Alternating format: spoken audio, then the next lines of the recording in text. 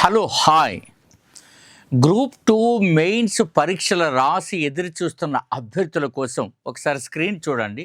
ఈరోజు జరిగిన పరిణామాలు, రిజల్ట్స్ ఎప్పుడు అనే అంశాలు. మీరు గడిచిన ఒక రోజు క్రితం నేను చెప్పాను మీకు అన్ని వివరాలు సేకరించి ఒక వీడియో చేస్తాను అని. సాధారణంగా ఫస్ట్ మనం గమనిస్తే ఈరోజు జరిగినటువంటి పరిణామాలలో మనకు అభ్యర్థులను వేధిస్తున్న ప్రశ్న సాధారణంగా కొంతమంది అభ్యర్థులు గవర్నర్ని కలవడం, గవర్నర్ అభ్యర్థులు చెప్పిన అంశాలన్నీ నా నోటీసులో ఉన్నాయని చెప్పడం, అటు తర్వాత ప్రభుత్వం ఇంకా కౌంటర్ దాఖలు చేయకపోవడం, రిజల్ట్స్ ఎప్పుడు అన్నది అధికారికంగా ఏపీపీఎస్సీ ప్రకటన చేయకపోవడం, ఫైనల్కి అనేది ఇవ్వకపోవడం ఈ వీడియోలో డిస్కస్ చేస్తూ పోతాం. ఇవి డిస్కస్ చేస్తూనే మరి మనం ఇక ప్రమాదంలో మన భవిష్యత్తు అంటే మీ అందరి భవిష్యత్తు పడకుండా ఉండడానికి ప్రత్యామ్నాయ అవకాశాలైన ఎండోమెంట్ ఆఫీసర్స్ మరియు కోర్టు జాబ్స్ గురించి కూడా డిస్కస్ చేయడం జరుగుతుంది మిత్రులారా. Right now come to the point. ఇప్పుడు మనకు ఫస్ట్ 1 by 1 వద్దాం. ప్రభుత్వము కౌంటర్ చేయడానికి ఇప్పటి వరకు ఎలాంటి సన్నాహాలు చేయలేదు అని నేను కనుక్కున్నటువంటి దాని ప్రకారం చెప్తున్నాను.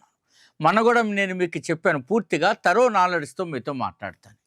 27వ తారీఖు లోపు వాళ్ళు కౌంటర్ దాఖలు చేయాలి. ఇప్పటి వరకు కౌంటర్ దాఖలు చేయలేదు, ఆ సన్నాహాలు ఇంకా ప్రారంభం కాలేదు అని ఈ వీడియో చేసే సమయానికి మనకు అర్థమవుతోంది.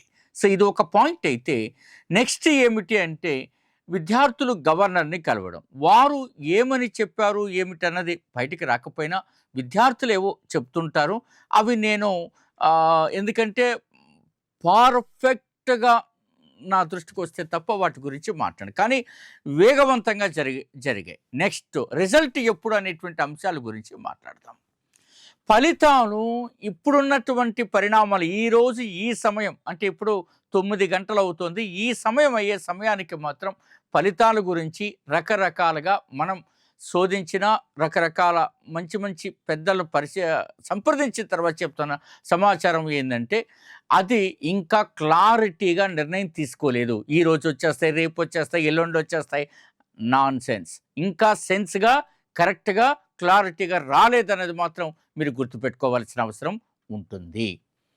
ఇందులో మీరు అభ్యర్థులు మాత్రం ఒకటి ఖచ్చితంగా నేను చెప్పగలను ఏమిటి అంటే నోటిఫికేషన్ ఏ దిశగా వెళ్ళినప్పటికీ మీరంతా కూడా ప్రభుత్వం జాబ్ క్యాలెండర్ ఇస్తోందని అంటున్నారు కాబట్టి ఇది క్యాన్సిల్ అయితే ప్రిలిమ్స్ నుంచి చదవాల్సి వస్తుంది. జాబ్ క్యాలెండర్ అయినా వస్తుంది కాబట్టి వాటిపైన దృష్టి పెట్టాల్సిన అవసరం ఉన్నది. మీరు ఊరికే అనేక రకాలైనటువంటి ఛానళ్ళు తిప్పుతూ టైం వేస్ట్ చేసుకోపోకండి. ఇది చాలా ప్రధానమైనటువంటి అంశం.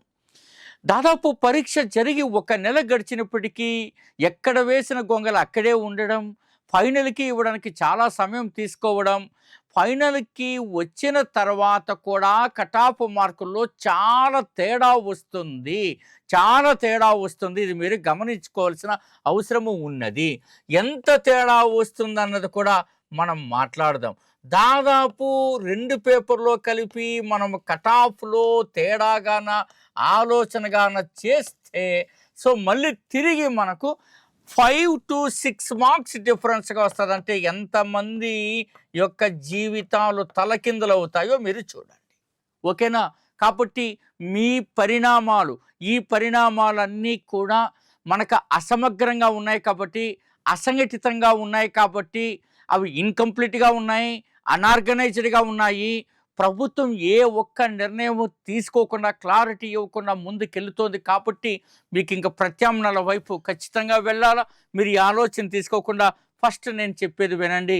ఎండోమెంట్ ఆఫీసర్స్ 2025 మీకు చాలాసార్లు చెప్పాను. ప్రిలిమినరీలో జిఎస్ 50 మార్కులకి, ఎండోమెంట్ 100 మార్కులకి ఉంటుంది. అదైన తర్వాత మళ్ళీ జిఎస్ 150, మెయిన్స్లో ఎండోమెంట్ 150 ఉంటుంది. ఇది చాలా ఇంపార్టెంట్. 2022లో ఈ పేపర్ జరిగినప్పుడు కూడా first time Hindu philosophy and temple system doctor Kattamuri Chandrasekharam గారు వారి మిత్ర బృందం పర్యవేక్షణలో శతావధాని, అష్టావధాని ప్రముఖమంటి వారి యొక్క పర్యవేక్షణలో మనం తొలిసారిగా ఫస్ట్ వీడియో పెట్టినట్టు ఇప్పుడే చూడండి, ఫస్ట్ పీడిఎఫ్ చేసేది కూడా మనమే. అప్పుడు ప్రిలిమ్స్లో 100కి 90 మార్కులు, మెయిన్స్లో 152 మార్కులు సాధించి అభ్యర్థులకు మనం గట్టిగా నిలబడ్డాం. మెయిన్స్లో 152 ఎలా వచ్చాయి? జిఎస్లో కూడా ఎండోమెంట్ క్వశ్చన్స్ ఇచ్చారనమాట అప్పట్లో. సో అది మీరు గమనిస్తారు.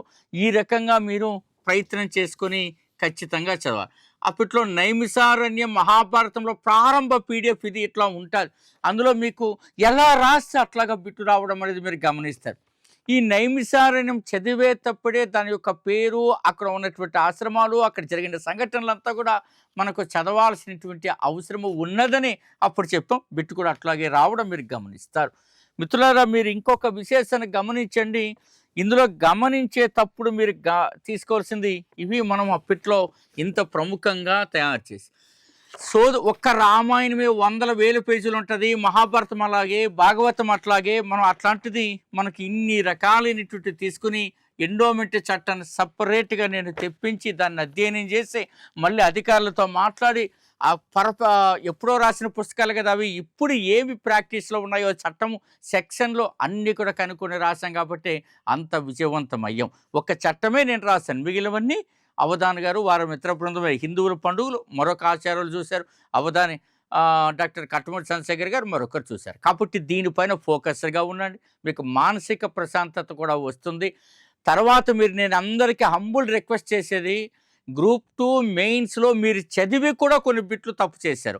అట్లా మీరు చదివి కూడా బిట్లు తప్పు చేసినవి రమారమి 10 నుంచి 20 బిట్లు ఉన్నాయి అన్నది నాకు ఉన్న ఇన్ఫర్మేషన్. ఒక్కొక్కరు 10 నుంచి 20 బిట్లు, 20 బిట్లు ఎన్ని చూడండి. 20 బిట్లు అంటే దాదాపు ఇవి 20 మార్కులు పోతాయి, 2 3 6 26 మార్కులు మనకు పోయేటువంటి అవకాశం.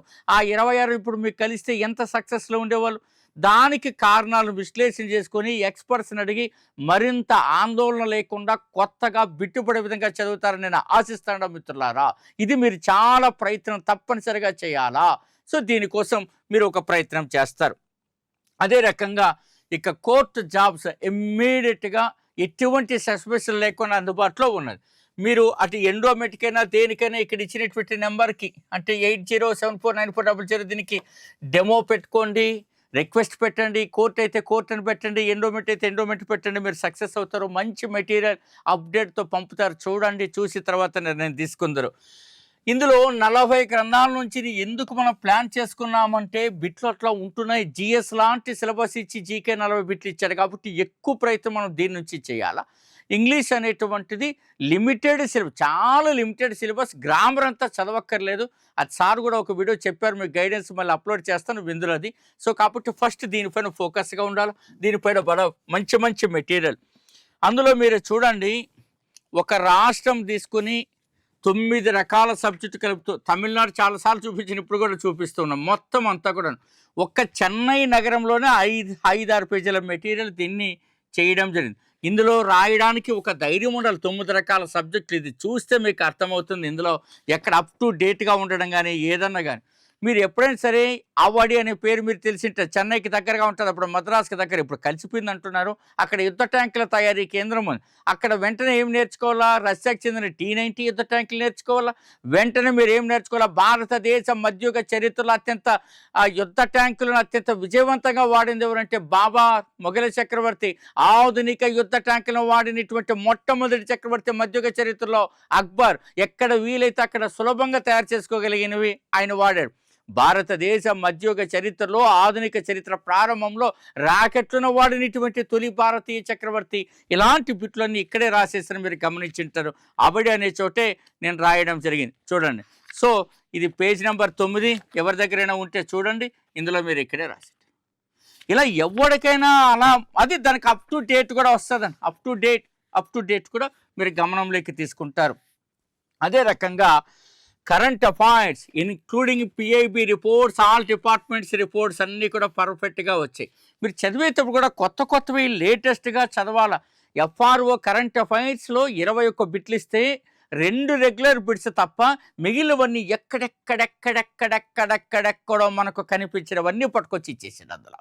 సో కాబట్టి దయచేసి గమనించండి, కొత్తగా వెళ్ళాలా ఇది చూస్తారు, ఇన్క్లూడింగ్ మీరు చాలా కొత్త కొత్త పాయింట్లు ఇందులో మీరు కానీ చూస్తే మీరు చాలా ఆసక్తికరమైనటువంటి అంశాలను మీరు చూస్తారు. మీరు ఇందులో టీబీ ముక్త భారత్ ప్రతిజ్ఞ చేసే క్రమంలో కుటుంబ ఆరోగ్య సంక్షేమ మంత్రిత్వ శాఖతో పాటు పాల్గొన్న మరొక మంత్రిత్వ శాఖ, ఇది చాలా ఇంపార్టెంట్ బిట్ అవుతుంది. భారతదేశ డిజిటల్ ఆర్థిక వ్యవస్థ నివేదిక పైన ఎస్టిమేషన్ అండ్ మెజర్మెంట్ ఇచ్చినటువంటి దాంట్లో మొబైల్ సబ్స్క్రిప్షన్లో మొదటి స్థానంలో ఉన్నటువంటి దేశం ఏది, ఎంత మీరు ఆటోమేటిక్గా చెప్తా ఉంటారు. ఇంటర్నెట్ ట్రాఫిక్లో మొదటి దేశంలో ఉన్న దేశం అది అమెరికా కాదు, అది ఇండియా కాదు, సౌదీ అరేబియా. లేటెస్ట్గా మీరు చూడాల్సిన అవసరం ఉంటుంది. మీరు అందరూ కూడా చాలా ఆసక్తికరంగా గమనిస్తారు. ఫిజికల్ హెల్త్ ఇండెక్స్ 2025లో మొదటి స్థానంలో ఉన్న రాష్ట్రం ఆంధ్రప్రదేశ్ కాదు, అత్యాధునికంగా అభివృద్ధి చెందిన కర్ణాటక కాదు, తమిళనాడు కాదు, ఒడిశా 67.8 పాయింట్ల స్కోర్తో మొదటి స్థానంలో ఉన్నది. సుకన్య సమృద్ధి యోజనకు 10 సంవత్సరాలు 2015లో ప్రారంభమైంది. జనవరి 22న 2025 నాటికి మనకు 10 సంవత్సరాలు కట్టి దానిపైన కూడా ఎస్టిమేషన్ వస్తుంది. అది చాలా జాగ్రత్తగా మీరు చదవాల్సి ఉంటుంది. ఇట్లా తయారు చేసినట్టు ఇన్క్లూడింగ్ పిఐబిలోని అంత ఇన్ఫర్మేషన్ ఉండదు. ఉదాహరణకు 38వ జాతీయ క్రీడలు పిఐబిని కొట్టండి, కొంత ఇన్ఫర్మేషన్ వస్తుంది. దాన్ని మళ్ళీ వేరే వెబ్సైట్స్లో తీసుకోవాలి. ఆంధ్రప్రదేశ్ 38వ జాతీయ క్రీడలు ఎన్నో స్థానంలో ఉన్నది, మనకు 18వ స్థానంలో ఉన్నది. కేవలం 14 పథకాలు పట్టుకొచ్చారు మన వాళ్ళు. దురదృష్టకరం, వెరీ బ్యాడ్. సో ఇది మీరు గమనించాల్సినటువంటి అవసరం. ఇట్లా ఎప్పటికప్పుడు అవుతాయి.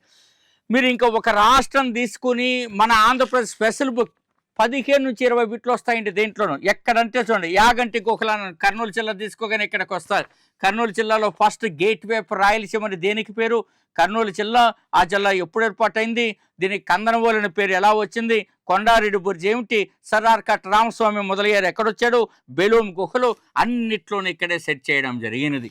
ఇలా మీకు అన్నీ కూడా మనం మీకు ముందంజలో తీసుకురావడం జరుగుతుంది. కాబట్టి దయచేసి మీరు ఆలోచన చేయండి, ఇది కూడా చేయండి. ఇవి చేసేటప్పుడు ఒకవేళ మీరు ఇంటి దగ్గర చదువుకుంటామో సొంత వ్యవస్థలు ఉన్నాయంటే అలా కూడా మీరు చేయడానికి మీకు నేను ఇంకా చెప్పాను. సో కోర్టు జాబ్స్ కానీ, ఎండోమెంట్ ఆఫీసర్ కానీ మెంటార్షిప్ మీకు 25 నుంచి ప్రారంభమవుతుంది. ఆ లోపున మీరు రిక్వెస్ట్ పెట్టుకొని రిజిస్టర్ చేసుకొని సిద్ధంగా ఉండండి. ఎప్పటి వరకు మీరు అనుకునే ఉంటారు, సరైన ఎక్స్పర్ట్ దగ్గర మనం గైడెన్స్ పొంది ఉంటే ఇంకొక 10 మార్కులు వచ్చి ఉండేవేమో అని గ్రూప్ 2 మెయిన్స్ రాసిన వేలాది అభ్యర్థుల మాటది. చాలా తక్కువ ఫీజుతోటి మీకు ఇది అందుబాటులోకి వస్తుంది. ఆ ఫీజు మీరు ఇక్కడ రాస్తున్నా మళ్ళీ ఏం చెప్పేది ఏముంది, ఇంకా 500 ఫీజుతోటి ఏంది చదవాలా, ఎక్కడ చదవాలా, ఎలా చదవాలా, ఇట్లా వివరంగా రాయబడి ఉంటుంది. దాన్ని బట్టి మీరు చదువుకుంటూ వస్తే అద్భుతాన్ని సాధిస్తారు మిత్రులారా. అట్లాగే స్పెషల్ టెస్ట్ సిరీస్ కూడా మీరు రాయవచ్చు. అంటే గ్రూప్ 2 మెయిన్స్లో కూడా మీరు చూసి ఉంటారు. సో పేపర్ 1లో 140+ రావడం, పేపర్ 2లో 110 డైరెక్ట్ అండ్ ఇండైరెక్ట్, ఎక్కువ డైరెక్ట్గా కూడా కనిపించడం. అది సమగ్రంగా అన్ని పుస్తకాలు చూపిస్తే టైం చాలదు కాబట్టి ఎక్కడైనా దేశంలో ఉందండి 80 మూల గ్రంథాలను తీసుకుని ఇంత శ్రమ పడుతూ తయారు చేయడం. మొత్తం ఈ ప్రక్రియలో కూడా మీకు కావాల్సింది స్టాండర్డైజ్, సోది లేకుండా సూటిగా స్పష్టంగా కావాల్సిన మెటీరియల్. చాలామంది మన గ్రూప్ 2 మెయిన్స్ రాసేటప్పుడు ఆందోళనలు రివిజన్ చేయలేకపోయారు. లేదంటే స్కోర్ ఖచ్చితంగా ప్రతి ఒక్కరికి 20 మార్కులు పెరుగుతాయన్నది నా వ్యక్తిగత అభిప్రాయం. కాబట్టి ఇక మీరు వెంటనే ప్రారంభించండి. ఇటు మెంటర్షిప్కైనా మీకు ప్రారంభించండి, లేదా ఫుల్ కోర్సులకైనా మీరు ముందుకు వచ్చి చక్కటి అభివృద్ధిని సాధిస్తారని అనుకుంటున్నా. ఈ పరిణామాల పైన నేను మళ్ళీ గ్రూప్ 2 మెయిన్స్లో ఖచ్చితంగా మాట్లాడతా. చాలా వరకు కూడా మీతో మాట్లాడడానికి నేను సిద్ధంగా ఉన్నాను. ఈరోజు జరిగిన పరిణామాలన్నింటినీ మీకు నివేదించను. కౌంటర్ దాఖలు చేయడానికి ప్రభుత్వం ఇంకా ముందుకు రాకపోవడం ఈ చాలా రకరకాలైనటువంటి ఈక్వేషన్స్ని తీసుకొస్తుంది. సో అది ఏం చెప్తుందో అనే దాన్ని బట్టే మీకు జాబ్ క్యాలెండరా ఇది అనేది కూడా కాదు. మనకి ఇది ఇంకా ప్రొలాంగ్ అవుతున్నా మనకున్న కొత్త అవకాశాలు సృష్టించుకొని మీరు ఆ వస్తున్న అవకాశాలను అందిపుచ్చుకునే విధంగా మీరు ముందుకెళ్తారని ఆశిస్తున్నా. సో మీకంతా కూడా మంచి జరగాలని కోరుకుంటూ all the very best, me doctor Gopal day.